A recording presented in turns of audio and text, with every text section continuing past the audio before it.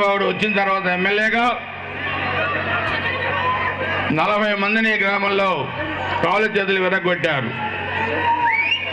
మనుషులను చంపారు, మహిళలపై అత్యాచారాలు చేశారు. నియోజకవర్గాల్లో ఈరోజు ఈ వ్యక్తి ముఖ్య ఎమ్మెల్యే అయిన తర్వాత 11 మందిని చంపించాడు. ఇదిగో తమ్ముళ్ళు 11 మంది చనిపోయిన తెలుగుదేశం కార్యకర్తలు 11 మంది చనిపోయారు. దీంట్లో కేలవత్ రాజానాయక్, బట్రపాలెం, బొత్తల సుబ్బులు, వడ్డెర మహిళ, తంగడ సైద్ జాన్, తంగడ దోమతోటి విక్రమ్, దళిత యువకుని ఇప్పుడే మీకు చూపించాను స్క్రీన్ మీద, కాళ్ళు నరికి చంపారు.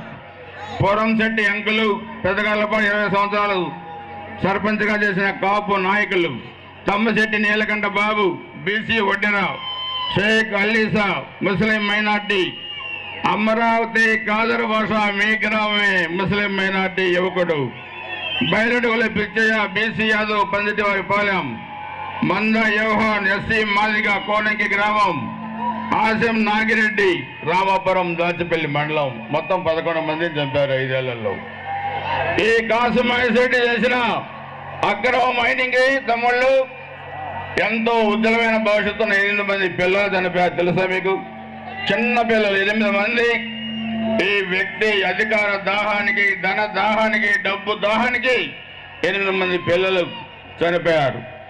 దానిలో బొజ్జామన్నయ్య కాపు కుర్రాడు శ్రీనివాసపురం, కనకం మాధవ కాపుల కుర్రాడు శ్రీనివాసపురం, చింతపల్లి రషీద్ ముస్లిం మైనార్టీ తంగడ, షేక్ నాగూర్ హుసేన్ ముస్లిం మైనార్టీ తుమ్మల చెరువు, పులి సంతోష్ కుమార్ బీసీ యాదవ్ తుమ్మల చెరువు, చంపల్లి మహేష్ బీసీ యాదవ్ తుమ్మల చెరువు, వేముల సాంబశివరావు వడ్డెర నారాయణపురం, షేక్ నజీద్ నడిగూడి 8 మంది చనిపోయారు. ఈ కాశ్మీర్ చెప్పాలి, డబ్బులు డబ్బులు డబ్బులు డబ్బులు. మీరెవరన్నా పేదవాళ్ళు పోతే మాకేదన్నా పేదవాళ్ళకి ఆర్థిక సాయం చేస్తావా అంటే ఏమంటారో తెలుసా మీకు? నా ఇంటి పేరు కాసు కానీ నా దగ్గర కాసు లేవంటారు ఈ వ్యక్తి మహేష్ రెడ్డి. మిమ్మల్ని అందరినీ రేపు పొద్దున్న నరసరాపేట బస్సులు ఎక్కించుకొని తీసుకెళ్తారండి.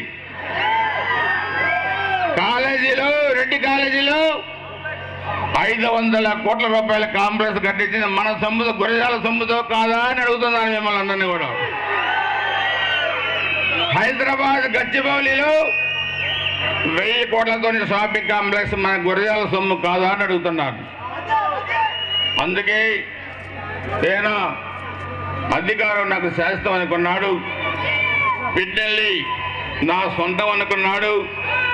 కాదు కాదు కాదు మహేష్ రెడ్డి, పిన్నెల్లి నీ సొంతం కాదు. నువ్వు నిక్కర్లు కట్టుకొని గోళీలు ఆడేటప్పుడే 94లో పిన్నెల్లి నా సొంతం గుర్తుపెట్టుకోవాలి. నువ్వు 5 ఏళ్ల కింద ఎమ్మెల్యేవి,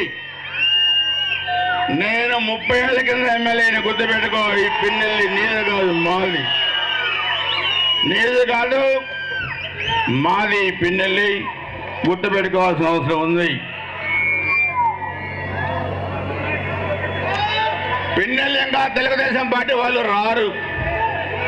తెలుగుదేశం జెండా ఎగరదనుకున్నాడు పాపం. ఎగరడమే కాదు, నీ అరాచకానికి అడ్డుకట్ట వేస్తాను గుర్తుపెట్టుకో. 4 రోజుల్లో